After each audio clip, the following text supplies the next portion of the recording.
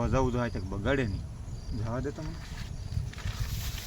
પપ્પે 40 રૂપિયા આપણે 1000 રૂપિયા લઈને ગયો આન્સર. મોજે મોજ આવે. એટલે આ હું રાસ ગરબા લેવા આવ્યો છે? આ મારી દવાની બધી પથારી ફેરવી નાખશે. એટલે એ ભાઈ ઓ નો, એટલે શું કરશે તું? તું અહીંયા શું રાસ ગરબા લેવા આવ્યો?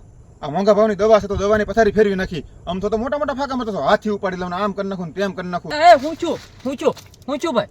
એલા ભાઈ તો આવો દાડીઓ ક્યાંથી ગોતીને લેવો? આ તો અહીંયા રંગડા કરે. આ મોંઘા ભાવની દવા બગાડે. આ 35 માં નહીં, આ મફતમાં ન હાલે. હાલ વેચેનો તો વેચેનો હાલ, મારે ના સટાવી દવા તારી પાસે. હાલ નીકળ. એટલે હાલે ભાઈ આ તમારો પપ.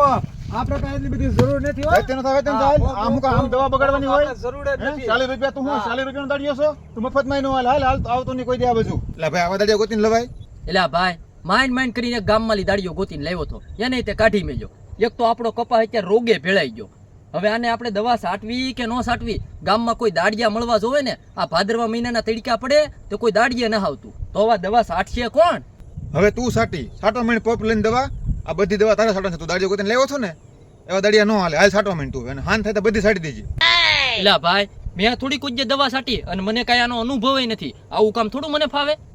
એ તારે છાંટવાનું છે, અને ખેડૂત દીકરાને કાંઈ શીખવાડવું ન પડે. અને બધું આવડતું જ હોય. પપ ખંભે લઈ લે એટલે બધું આવડી જાય.